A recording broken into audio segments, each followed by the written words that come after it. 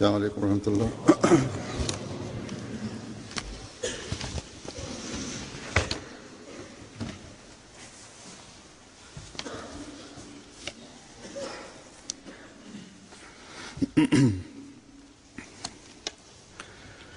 أشهد أن لا إله إلا الله وحده لا شريك له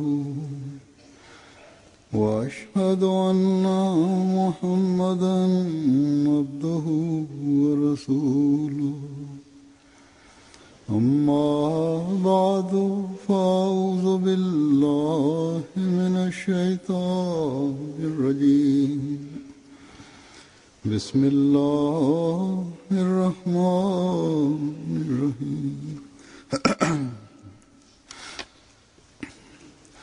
الحمد لله رب العالمين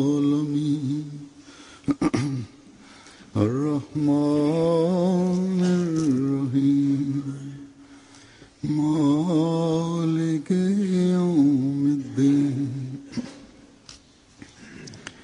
إياك نعبد وإياك نستعين اهدنا الصراط المستقيم صراط الذين أنعمت عليهم غير المغضوب عليهم ولا الضالين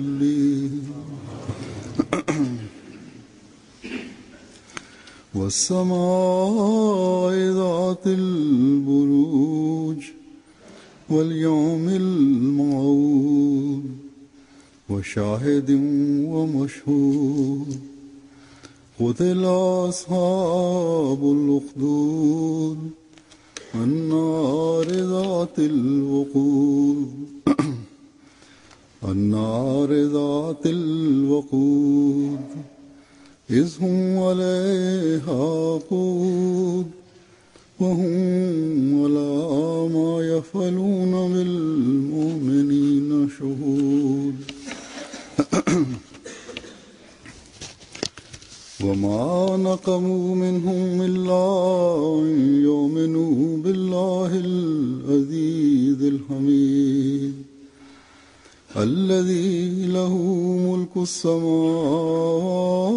والأرض والله على كل شيء شهيد إن الذين فتنوا المؤمنين والمؤمنات ثم لم يتوبوا فلهم عذاب جهنم ولهم عذاب الحريق إن الذين آمنوا وعملوا الصالحات لهم جنات تجري من تحتها الأنهار ذلك الفوز الكبير. इन आयात का तर्जुमा है कि कसम है बुर्जों वाले आसमान की. Kaže prijevod ovih ajeta su kako slijedi. U ime Allaha milostivog, daraoca bez traženja samilosnog, tako mi neba s palačama i dana obećanog i svjedoka i onoga kome je svjedočeno. Uništen će biti narod rovova, narod vatre pune goriva, kad budu sjedili oko nje i budu svjedoci onog što su radili vjernicima i mrze ih samo zato što vjeruju Allaha svemogućeg, hvale vrijednog, kome pripada kraljevstvo nebesa i zemlje. Allah je svemu svjedok. Zaista, za one koji stavljaju na kušnju vjernike i vjernice i onda se ne pokaju, sigurno je kazna džehennema i njima je kazna vatri određena. A za one koji vjeruju i dobra djela čine, dženneti su niže kojih rijeke teku. To je veliki uspjeh.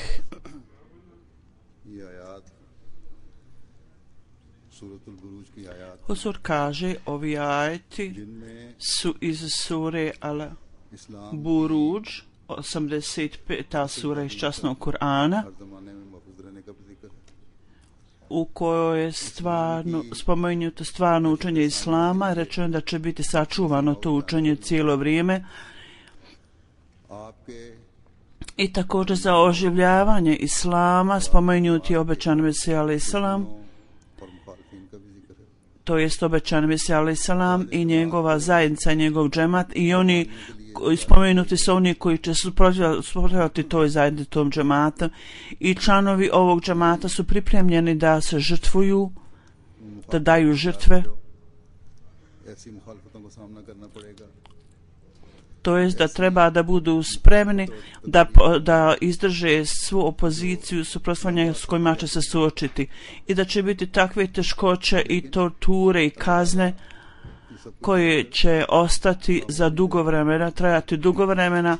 Međutim, Allah dželešanu nakon što sve to vidi neće ostati nem, neće šutiti, nego će doći dan kada će ovi ljudi, ovi koji torturišu vjernike i vjernice, vidjet će kaznu džehennema i vatru u kojoj su željeli da spale Ahmedi ili u kojoj pale Ahmedi muslimane ili nastavaju da ispale, oni će sami biti spaljeni u toj vatri, dok za Ahmedi muslimane, za vjernike, muškarce i žene su dženneti, je džennet i pobjeda. I džemat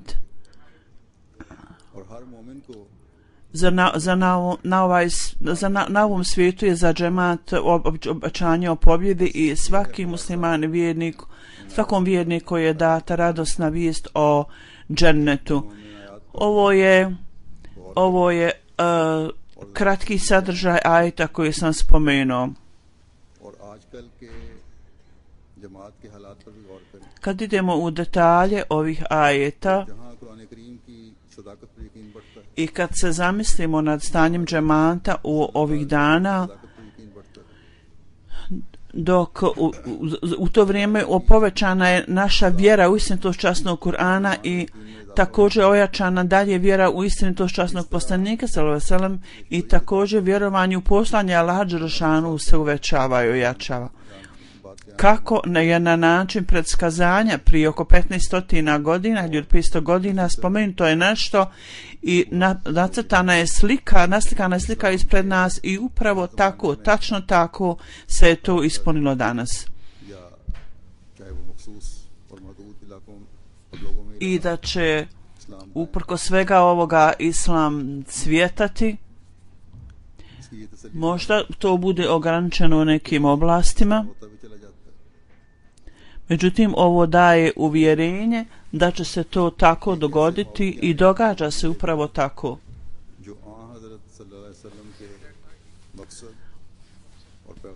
Onda je to obećanje o dolasku obećanog koji će doći da ostvari cilj svrčasnog poslanika i poruke koju je on donio, koju je časni poslanik donio. I ne samo na ograničena mjesta i na ograničene narode, nego kao u vrijeme muđadida i reformira, nego zapravo će on širiti tu poruku u svim oblastima svijeta, u svim dijelima svijeta, i pokazat će istinitost časnog poslanika sallallahu alejhi ve sellem. I to mi danas vidimo svojim vlastitim očima. S ciljem da raširi ovu poruku u svakoj zemlji ovog svijeta, on će osnovati zajednicu vjernika i ispunit će ovu Allahovu naredbu koju je Allah dželešanu dao časnom poslaniku sallallahu alejhi ve sellem. To jest u prijevodu istinsko shvatanje, istinsko razumijevanje toga je dato ovoj zajednici, ovom džematu. Zajednica ovih svjedoka je zajednica Mesih Mauda. Dakle, sve ove stvari obećani Mesija Oni su također utvrdili istinitost obećanog Mesije, istinitost ove zajednice. Oni su učinjeni kao jasni kao podnevno sunce. Mi smo jako sretni da smo dio ove zajednice i povezani smo sa tim svjedokom koji je došao da svjedoči istinitosti toj veličanstvenoj ličnosti časnog poslanika sallallahu alejhi ve sellem. I on neprestano čini napore da unaprijedi misiju časnog poslanika sallallahu alejhi ve sellem. I on je došao da objasni istinitost časnog poslanika sallallahu alejhi ve sellem ljudima svijeta. Allahovom milošću prema svom obećanju on je poslao tu osobu i prelio poučenje časnog Kur'ana i istinitost koja je najviša, najuzvišenija. Allah dželešanu ga je poslao za tu svrhu da to pokaže i objasni svijetu.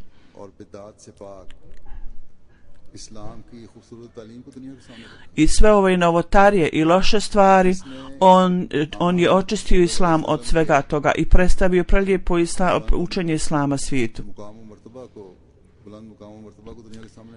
u kojem je uzvišeni položaj časnog poslanika i njegov visoki položaj je također predstavljen svijetu kroz to učenje. Hazreti Mesih Maud alejselam prije tvrdnje svoje stanje islama bilo tako da su ljudi osjećali potrebu za nekoga da dođe.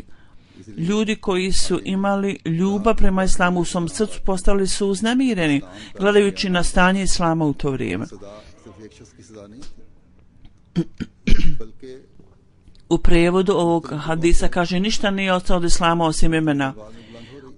Ovo proglas ovaj nije samo za jedan narod, nego za sve narode. Na svim mjestima mi vidimo isto ovako stanje. Dakle, dolazak obećanog Mesija alejhi selam je bio tačno u skladu sa potrebom vremena.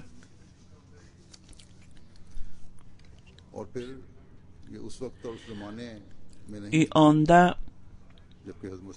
ne samo u to doba kad je Hazreti Mesih Maud iznio svoju tvrdnju da je u to vrijeme osjećala se potreba, čak i danas ljudi očekuju reformatora i ljudi tragaju za takvim zaljubljenikom časnog poslanika, žele da nađu ga. Ovo je glas svih ljudi da neko treba da dođe i da neko reformiše stanje muslimana danas. Kao što sam u svom govoru u toku Želsezane Zur kaže, sam spomenuo detalje i pročitao sam neke izjave i isječke neahmedi muslimana o časnom poslaniku, tako da nema potrebe ponovo u te detalje. Svi Ahmedi u potpunosti vrlo dobro znaju da je Hazreti Mesih Maud alejselam bio poslan radi oživljavanja islama u ovo doba. I ne samo Ahmedi, nego pošteni ljudi svi prihvataju da je samo džemat Ahmedija kako treba obavlja tabligh, odnosno prenošenje poruke. U svojoj petoj hudbi ja sam spomenuo o tome je da u jednom susretu sa ovim advokatima i pravnicima on si istu stvar spomenuo, da ikakav napor može biti učinjen od advokata i pravnika, to može učiniti samo Ahmedija džemat. I vi vidite u svim stvarima kakav je napor džemat Ahmedija učinio. To je zapravo koji ljudi, pošteni ljudi, vide da je to ono što se može uraditi. I ovaj efekat, ako oni vide sa očima pravde, to onda postane još jasnije da u ovo vrijeme, da je ovo vrijeme obećanog Mesija alejselama,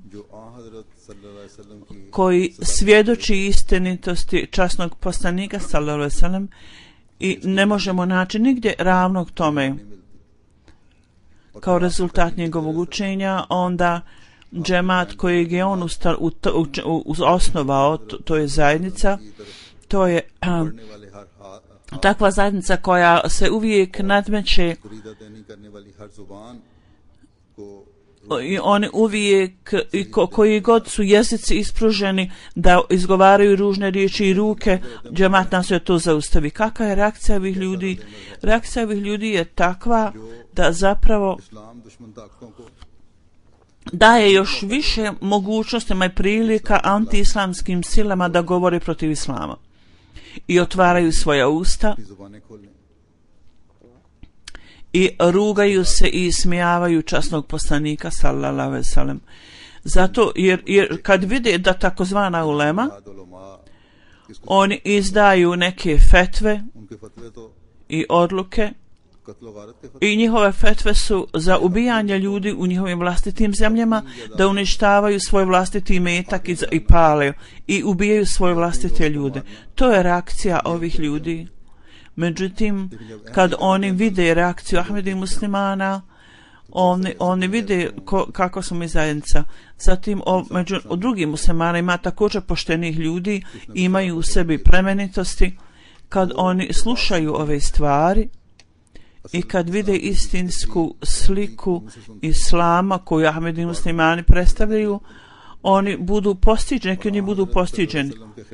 I oni koji govori protiv časnog poslanika sallallahu alejhi ve sellem i oni koji prekoravaju i ruže i da su vidjeli da su Ahmedi muslimani koji ustaju protiv toga. Bio je jedan izvještaj, jedan Ahmedi im je napisao o tome da je jedan kršćanin došao i on je govorio tako pohvalno o časnom poslaniku sallallahu alejhi ve sellem i u to vrijeme rekao suze su mi došle na oči kad sam to slušao, kako je Allah dželšanuhu stvorio takve ljude među njima koji predstavljaju istinski položaj časnog poslanika svojim ljudima. Svi ljudi nisu takvi, ima loših ljudi i dobrih ljudi. Da mi treba da dalje ističemo ovu stvar. Reakcija Ahmedi muslimana je da je časni poslanik i njegov plemeniti karakter trebaju biti predstavljeni ljudima i prelije učenje islama im treba biti predstavljeno. I ove stvari trebaju biti istaknute ljudima, treba reći da sada spasioc cijelog svijeta je ovaj poslanik, časni poslanik sallallahu alejhi ve sellem i ljudima treba reći da sada je učenje islama je potpuno i savršeno učenje i da je ovo učenje koje pokazuje put koji nas može odvesti Allahu dželešanu Bogu. Dakle, ako hoćete da imate spas, da steknete spas, onda morate biti povezani s ovim poslanikom i njegovim učenjem. Časni poslanik sallallahu alejhi ve sellem prema ove zlostunte vjetrove u svojoj zemlji i prema lošim ljudima, on je preokrenuo u Božije ljude, u pobožne ljude i cijelu zajednicu okrenuo u skladnu zajednicu. Prema Allahu dželešanu on je zapalio svjetlo tolerancije i pokazivanje časti prema drugima. Ovo je čudo koje je on pokazao i s ciljem da oživi upravo ove stvari i da pokaže ovu vrstu čuda i da ponovo pokaže učenje islama. Allah je poslao istinskog slugu časnog poslanika u ovo doba čije ime je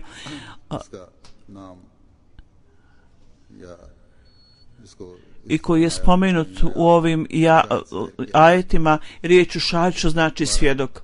Ja ću se vratiti u ovom predmetu ponovo, da ovaj svjedok koji je Allah dželešanu poslao poslije njegove tvrdnje, pa kakva je bila reakcija muslimana kada je on iznio svoju tvrdnju da ga je Allah poslao? Uprkos činjenice da su oni osjećali potrebu i osjećali su strahovitu potrebu da u cijelom svijetu postoji da neko dođe, iako je osjećali su potrebu i oni su to spominjali i spominju, otvoreno to spominju, kad je ovaj svjedok poslan od Allaha i određen od Allaha, kako su oni pokazali vrstu reakcije u to vrijeme i kako su ga primili i tretirali i kako su odgovorili na njegovu tvrdnju. U svakom slučaju ovo se moralo dogoditi, jer iz ovih ajeta je posve jasno da ova vrsta reakcije će ljudi pokazati u vrstu reakcije. Ovo je ono što je Allah oslikao u ovom ajetu, kao što sam ja spomenuo. Onda s ciljem da kažemo onda je neophodno da ljudima prenesemo učenje Islama i učenje časnog poslanika i u njegovom životu, da će za tu svrhu Allah poslati običanog Mesija alejhi selama. I onda kad on dođe, on će osnovati zajednicu svoju. Oni će i njegova zajednica, članovi njegove zajednice morat će proći kroz opoziciju i sve razne teškoće. Ovo je ono na što su ljudi očekivali, da je samo ime od Islama ostalo i samo ime religije. Ovi ljudi koji su čekali, također i protivnici, koji su proslavljali to da je Islam zbrisan sa lica zemlje, onda će obe ove strane ujediniti se da budu protivnici onoga koji tvrde poslano od Boga i da njegove ljude, članove njegove zajednice stavljaju na vatru. Ovo je stanje ovih ljudi, da oni vide situaciju muslimana i oni jednostavno plaču. Međutim, s druge strane, dolaze do vrhunca opozicije protivljenja onome kojeg je Allah poslao. Allah dželešanohu kaže, ove vatre opozicije koje oni pali i zapaljuju, oni će zbog toga dobiti Allahovo prokletstvo i bit će uništeni.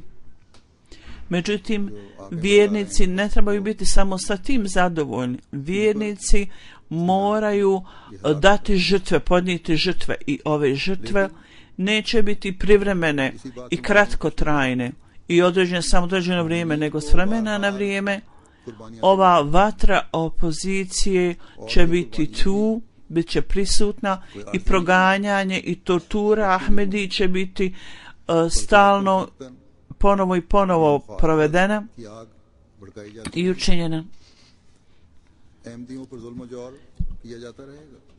I napredak istinskog Islama će nakon prolaska kroz ovo proganjanje. Hazret Mesih Maud alejhi selam je ponavljajući toliko puta ponovio i rekao u raznim knjigama i također u svojim izjavama, on je skrenuo našu pažnju na ovu stvar, da opozicija, protivljenje, suprotstavljanje Ahmedijatu i financijski gubitak Ahmedijata i gubitak života i bojkot koji je koji se provodi nekim zemljama u Pakistanu, i se to povećava do krajnjih granica, i Ahmedi i djeca njima se rugaju i smijavaju u razredima u školi i učiteljima, i s ciljem da ubijaju Ahmedi muslimane. Naši studenti su ubijaju i na fakultetima, dakle žele da ekonomski unište Ahmedi muslimane i intelektualno i na svaki način.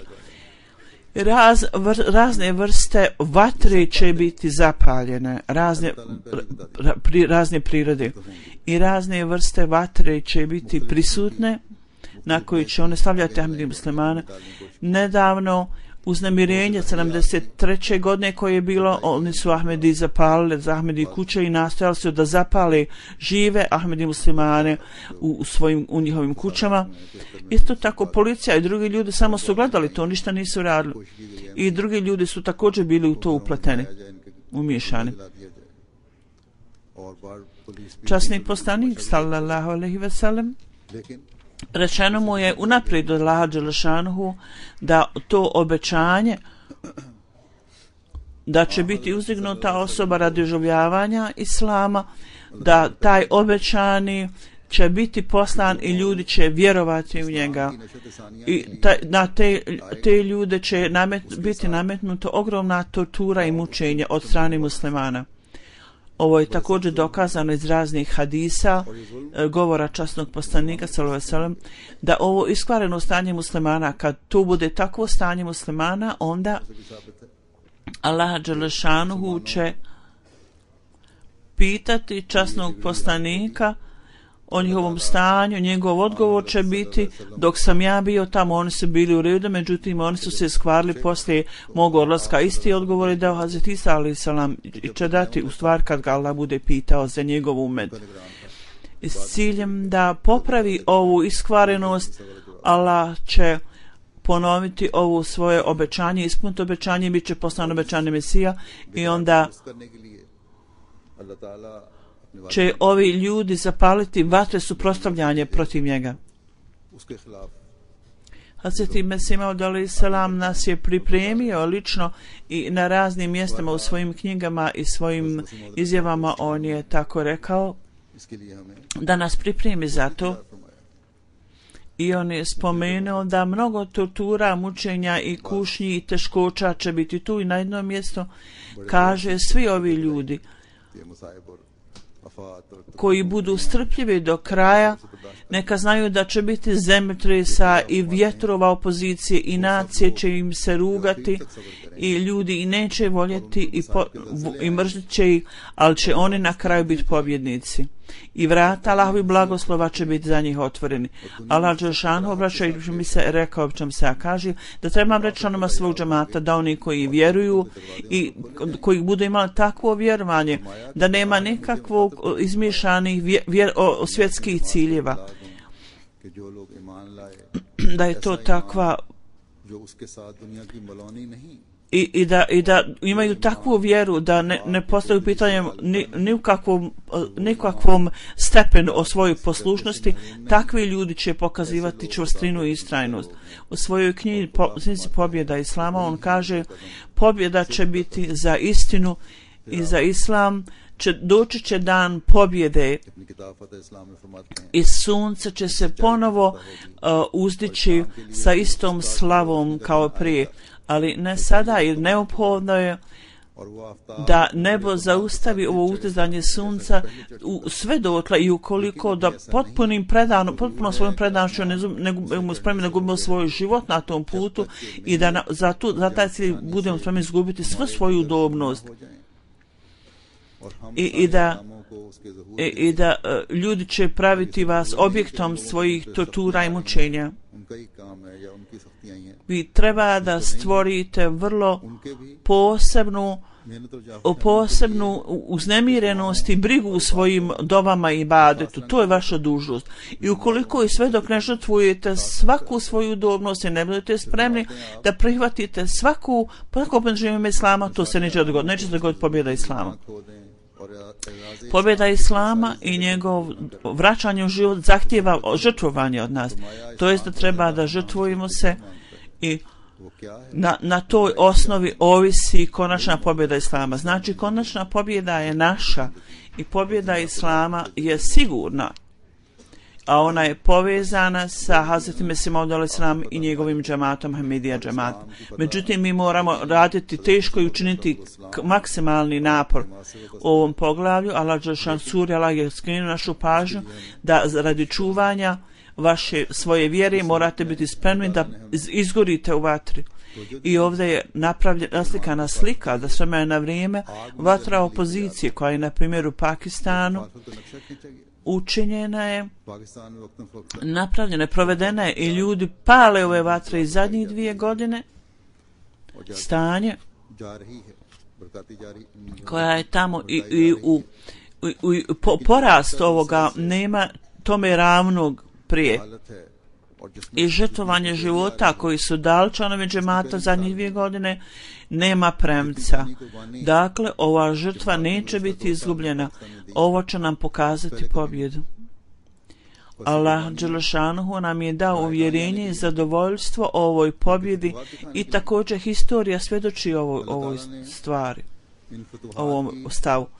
Da uvijek pobjeda dolazi kao rezultat žrtve. U počemu se alejhi selam kaže da ashabi, da Allah bude s njima, pogledajte kako su oni koliko su podnijeli torture radi Islama i kroz koliko teškoća su morali proći ashabi časnog poslanika. Oni nisu imali odmora ni danju ni noć. Allah je prihvatio svaku njihovu torturu, muku i oni su žrtvovali svoje živote.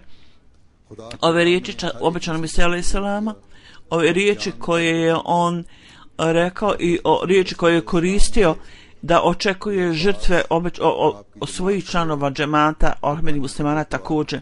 Ahmedi muslimani su također i prihvatili to i oni daju žrtvuju svoje živote i sve što imaju. Kao što sam rekao, zadnje 2 godine ogromne žrtve su dali članovi džemata Ahmedija. Neko mi je pisao, Huzur kaže, nedavno da jedan mladić koji je bio ubijen u Karačiju, kad sam i ja telefonirao, jedna član familije, jedna žena mi je napisala, možda je ona bila majka ili sestra,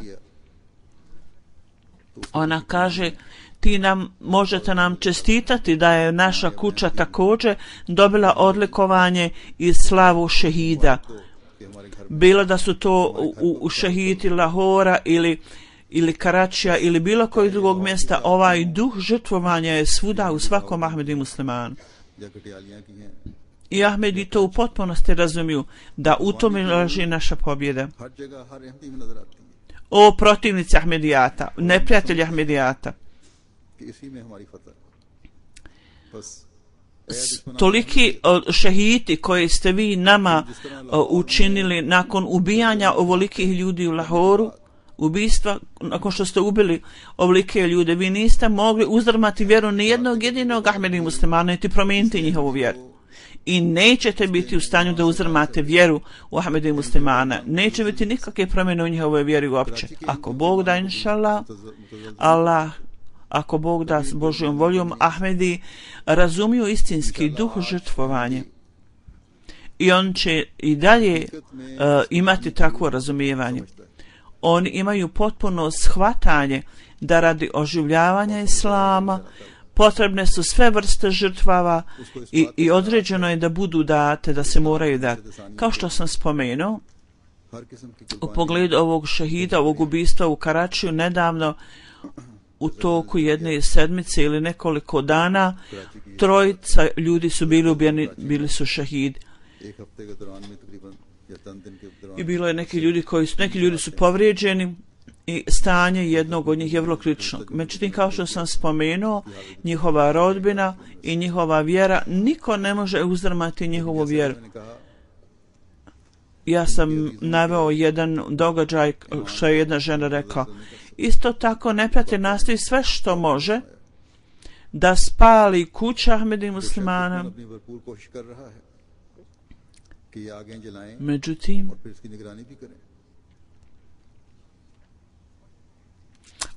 oni to prave dok ljudi stoje i gledaju. Takva situacija upravo tamo stvorena i napravljena.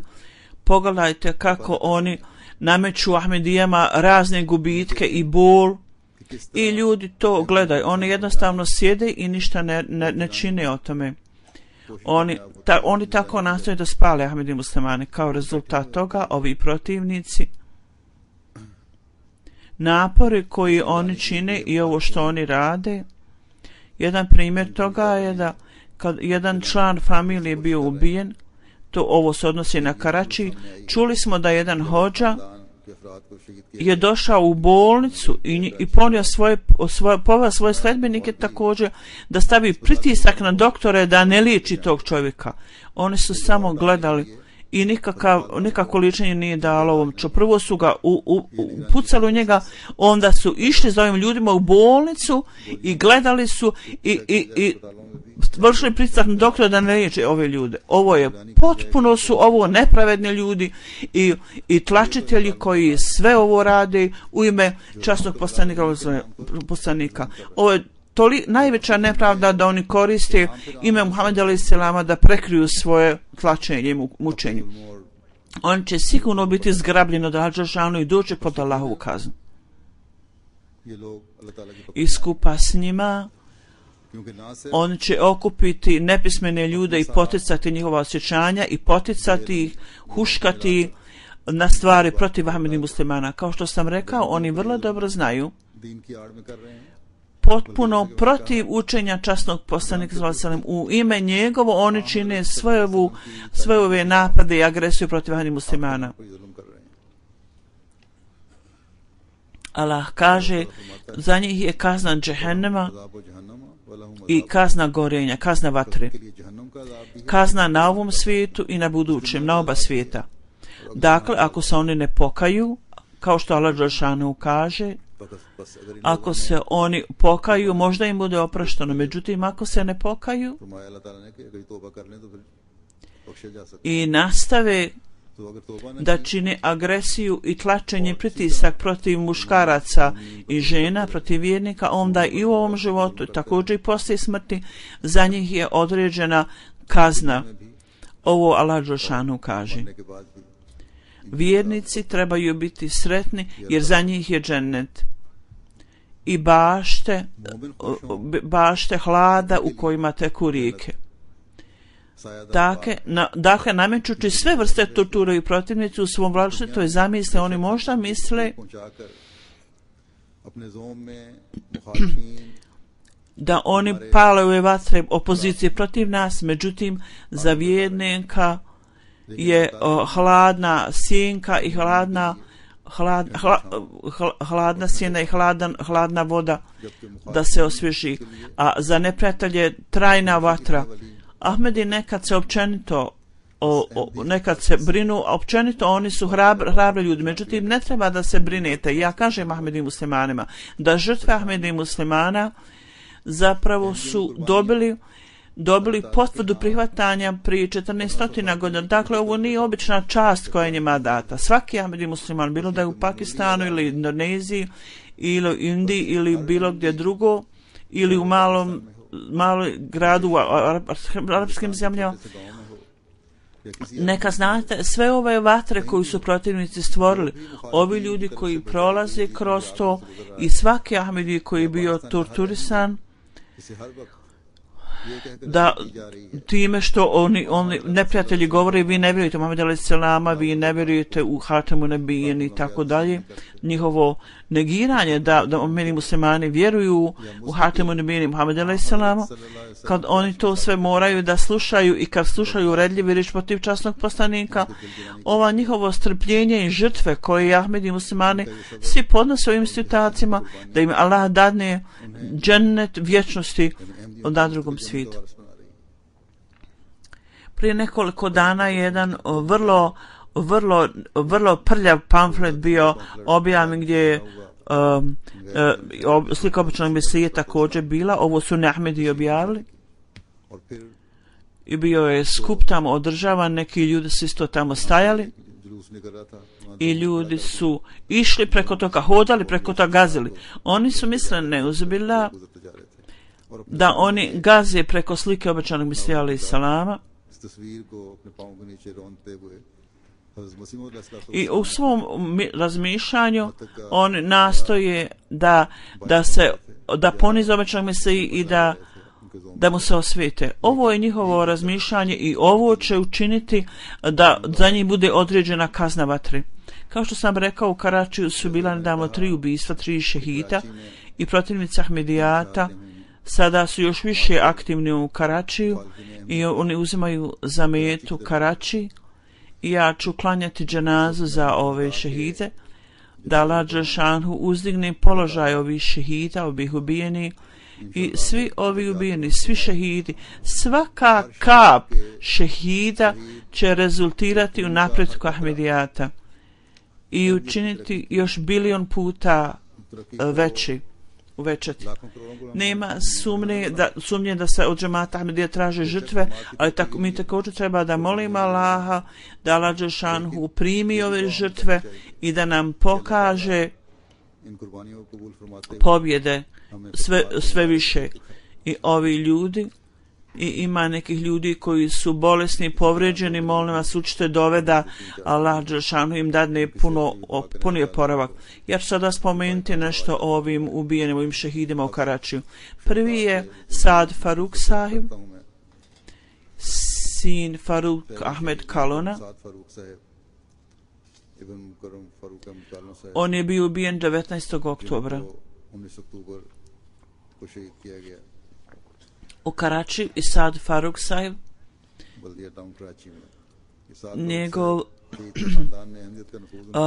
njegov pradjed je primio Ahmedijet. On je bio iz oblasti Šehrih, pročnim se, i iz sela svog otišao u Kadijan pješke i dao zavjet bajata.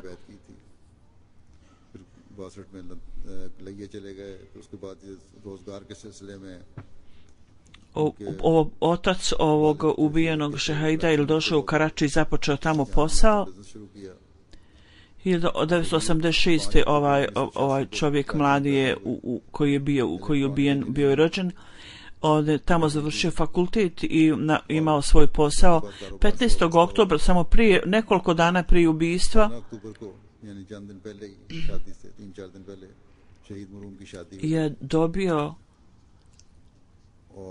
dobio posao ili nešto i samo 3 dana poslije toga je bio ubijen. Ovaj šehid je bio ubijen na ovaj način. 19. u petak Saad Faruk, njegov otac, koji je bio predsjednik oblasti u džematu i druga rodbina, nakon što su klanjali namazu, išli su natrag kući. Saad Faruk sahib je bio na motoru i njegov otac i punac i brat i Hamad Faruk i Amidža i još jedan Amidža su bili u autu. Kad su došli blizu kuće, dvojica ljudi sa maskama na licu su pucali u njih i jedan metak je pogodio ga uho i prošao kroz mozak. Onda su oni pošli pratiti auto i otac koji je vozio auto primio je 5 metaka i u glavu 5 metaka je bio ranjen u ruku. Mlađi brat Hamad Faruk je zadobio metak u čelo i metak je zastao u mozgu. Čaudri sahib koji je također prisutan u autu i također je primio 3 metka. Njegovo stanje je bolje nego prije, međutim još uvijek opasno. On je na ventilatoru, ne može da diše, pa mu je data mašina, na mašini priključen.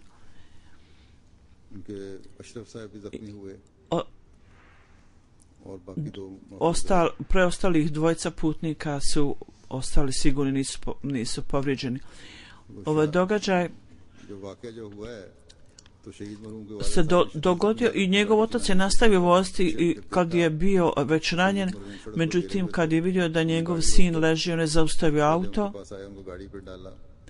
i uprkos opasnosti on je onda nastavio voziti, auto je došao do bolnice, međutim on je umro, tada je umro. On je bio musi, dženaze klanjanja u Rabi. On je bio vrlo brižan prema svojoj familiji. Njegova majka kaže prije odlaska u krevet, kaže on je uvijek dolazio u našu sobu i masirao naše stopala i davao bi nam čaj i odredio temperaturu grijanja u sobi. Također uvijek pokazivao poslušnost i nikada nije odbijao nikakav zahtjev, također je bio dao od skrbi. U svojoj mahali, u svoj mjestu, kogod je trebao krv, on je uvijek sebe nudio da da krv. Njegov otac kaže, majka kaže, kad bi radio, ona reka nemoj ovo raditi, on bi rekao, ova krv će biti izgubljena, zašto da ga ne dadem nekom, da i ne dadem nekom. Njegova sestra kaže da odnos između mene i mog brata je bila prijateljski odnos, on je jako bio brižan i obziran. Neko je rekao njegovoj sestri, tvoj brat je jedinstven u svom ophođenju, u svom odnosu. I kaže moj mlađi, i oni mlađi brat su mene tretirali kao dijete. Vrlo su bili od pomoći i uvijek su nas služili i pomagali nam. Ne samo nas, nego svi koji su došli u kontakt s njima, uvijek će ga pamtiti po dobrom sjećanju, da Allah primi njegovo žrtvovanje, njegovu žrtvu i to što je ubijen kao šahid. Njegova žena kaže, poslije nikeaha, poslije vjenčanja, kaže, kad god je razgovarao sam njegova žena u Americi, kaže, on je njoj svaki put govori kad je razgovarao, ja želim da postanem šahid. U Hudami, također u džematu, uzimao je vrlo aktivno učešće. Predsjednik omladinske organizacije Hudama u Karačiju kaže, on je bio jako aktivan i što je najbitnije uvijek je bio skroman. Svaki put kad je od njega traženo da bilo šta uradi, on je uvijek odgovarao, trenutno odgovarao, tako je predsjedniče, u redu, ja ću to uraditi. Uvijek se odazivao odmah. Svakom vršiocu dužnosti se obraćao sa nazivom dužnosti kako obavlju. Uprkos mladih godina on je bio jako hrabar i bez premca i njegova hrabrost bila.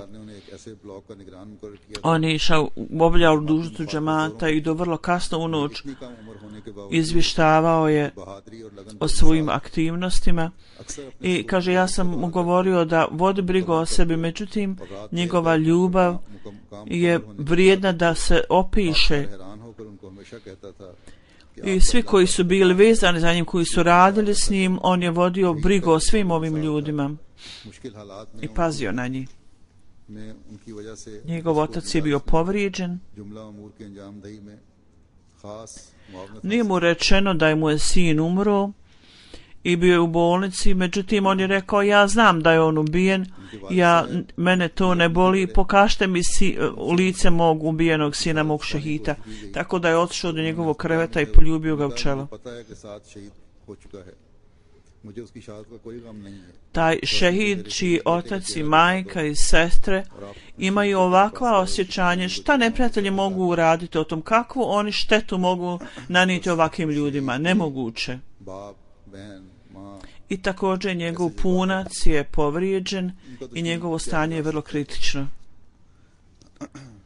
On je otišao iz Amerike radi udaje svoje čerke da mu Allah da oporavak. Drugi je Bešir Ahmed Bati, on je također bio iz Baldija grada Karačija. 23. oktobra je bio ubijen na lillahi ve inna ilaihi rađiun.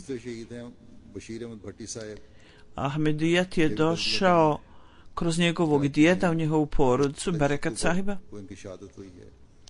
Jedna grupa je otišla u Kadijani, dali su zavjet na ruci obećanom bi sjela cela. Poslije toga je jako mnogo ljudi iz njihovog sela dalo bajati i primilo Ahmedijat.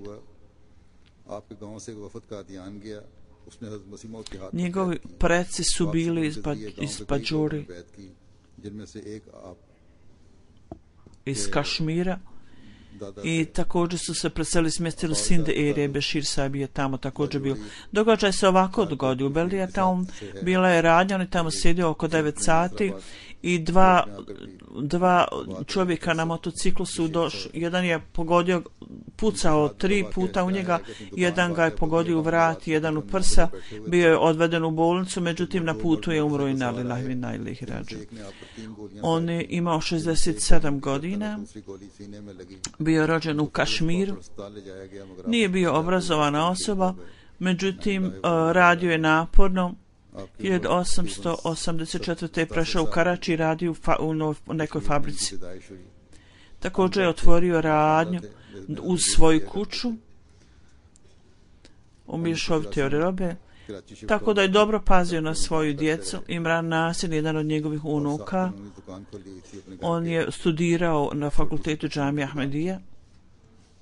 Njegov otac ga je davao savjete, on je bio vrlo poslušan upravi džemata i vrlo je bio mehkog srca. Njegova žena i 2 kćeri i 2 sina, one stoji za sebe da Allah dželešanu pazi na sve njih. Treći šehid, treći ubijeni je doktor Rađa Abdul Hamid Sahib, sin Rađa Abdul Hamid Sahiba. 1994. Raza Bismil Sahib, koji je bio učen propovjedač u Karačiju, dogodilo se da se on sreo s njim i bila je neki program pitanja odgovora i Rađa Mahmud Sahib je prije svega 1994. je ušao u džemat, uskoro poslije toga i njegov otac i majka su također se priključili Ahmedijat. I njegov preci su došli iz Afganistana, Jusuf Zei, plemena. Oni su povezani s tim plemenom i njegov djed je Abdul Hamid Saib, činim se.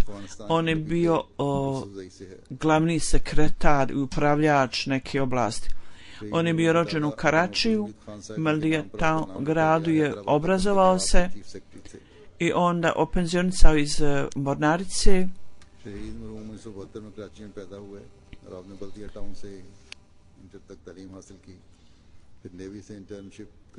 Tako da je imao neko iskustvo u medicini, tako da je sjedio na klinici skupa sa svojim ocem i tako primao obuku.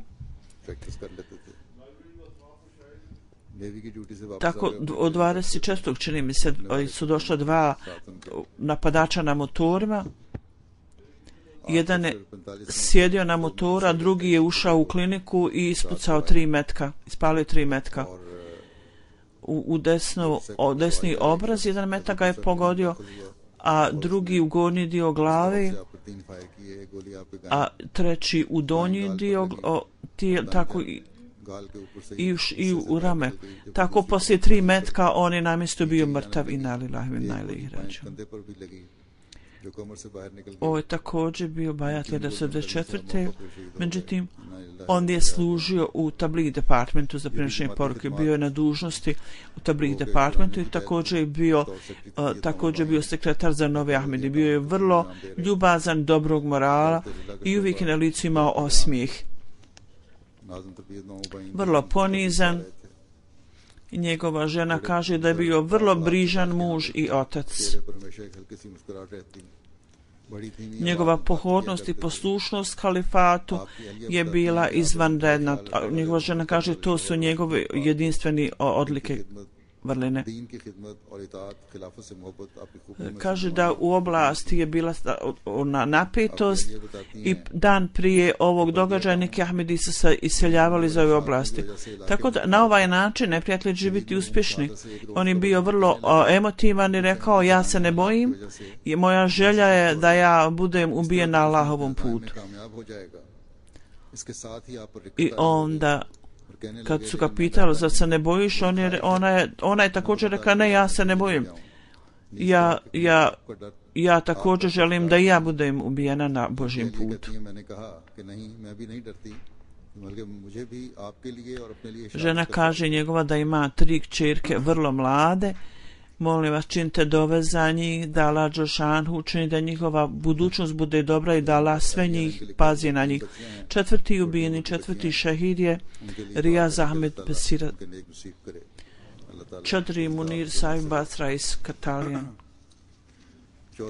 Inicial kod. 18. oktobra Gulam Saib je bio ashab obećanog Mesija alejhi selama.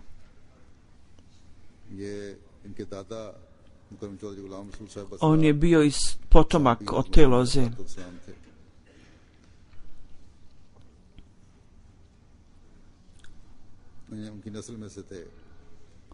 On je bio tamo iz Gadijan, kao činim se ime, izvinjavam se, nisam tačno zapamtila ime grada.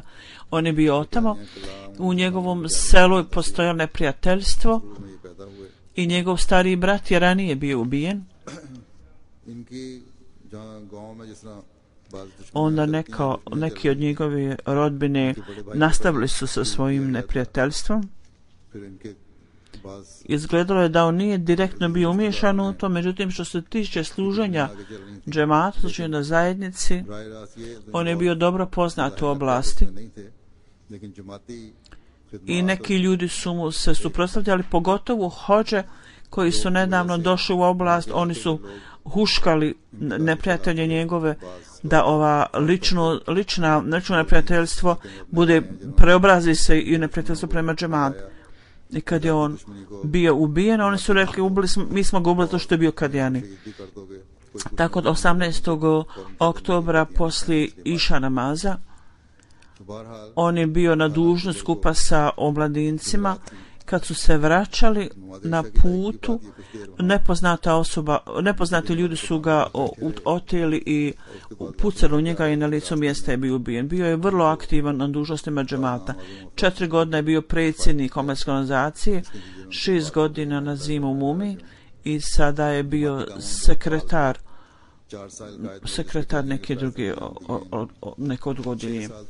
Tog dana je također bio na nekom poslu, nekoj dužnosti. On je imao ogromnu ljubav prema džematu i poslušnost prema džematu i ljubav prema halifatu. Ima je čovjek veliki hrabrost da Allah uzdigne njegov položaj i da mu dadne oprost i da dadne utjehu članova njegove porodice. Ovo je što se tiče šehida. Osim toga, još je dvoje ljudi koji su umrli i ja ću to najaviti skupa sa ovim šehidima. Njihova dženaza za njih u odsustvu također će biti klanjanje. Jedan je Abdurrahman Al-Džabali, sahib iz Saudi Arabije. On je bio Novi Ahmedi. Umro je zbog srčanog udara 19. oktobra. 2010. on je došao na Dželsa Salano Velike Britanije. Bio je vrlo tiha osoba i pobožan čovjek. Imao potpuno vjerovanje u pobjedu Ahmedijata i govorio je da poruka obećanog Mesije je toplo dočekana i da stiče popularnost u njegovoj zemlji. On je od djetinjstva tragao za istinom i on je bio malo izvanredna osoba i neobična osoba i razne događaje su se dogodili u njegovom životu. Kad je ponašao Ahmedijat, on je bio vrlo čvrst i prepovijedao je, prenosio poruku svima, govorio Ahmedijat, i govorio je da ovi ljudi ne trebaju tabligh i objašnjenja, oni znaju o islamu, međutim ne prihvataju običnog Mesiju i imama ovog doba. Kad je došao na Džuzu 2010. pokazao veliku ljubav prema Ahmedijatu. Svi ljudi u Saudi Arabiji kažu da Abdurrahman je naglo iznenada umro od srčanog udara, ali mi smo svi svjedoci da je bio vrlo popularan čovjek, dobrog morala, vrlo zadovoljan i uvijek je spominjao Allaha dželešanu. हम गवाही देते हैं कि मरहूम हर दिल अजीज से निहायत बाअखलाक और मुतमईन और हर वक्त जिक्र इलाही और svijet apsolutno nema nikakve vrijednosti u njim očima. Poslije davanja zavjeta bajata on je potpuno bio nezainteresovan za svjetske neke ciljeve. I još jedna dženaza za čovjeka Muhammed Jalal Sahib iz Egipta. On je umro 11. oktobra.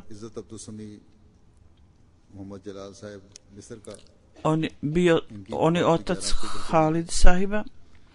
On piše i kaže, Halica piše i Zet Abdusemi Sahiba. On je umro 11. oktobra. Kaže, moji roditelji su na početku bili protiv Ahmedijata.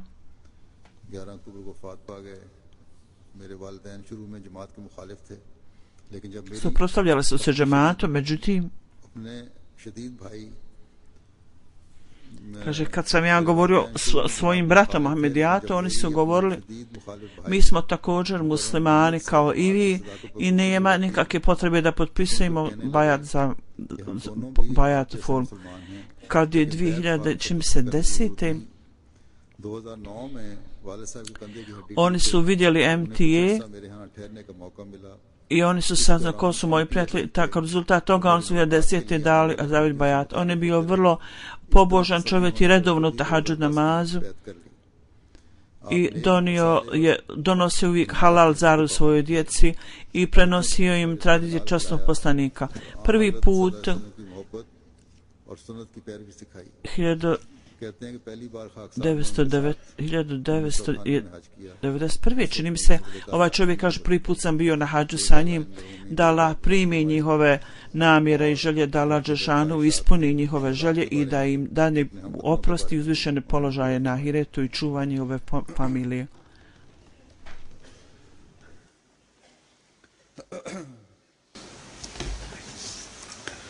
Alhamdulillah الحمد لله نحمده ونستعينه ونستغفره ونؤمن به ونتوكل عليه ونعوذ بالله من شرور أنفسنا ومن سيئات أعمالنا من يهده الله فلا مضل له ومن يضلل فلا هادي له ونشهد أن لا إله إلا الله ونشهد أن محمدا عبده ورسوله عباد الله رحمكم الله إن الله يأمر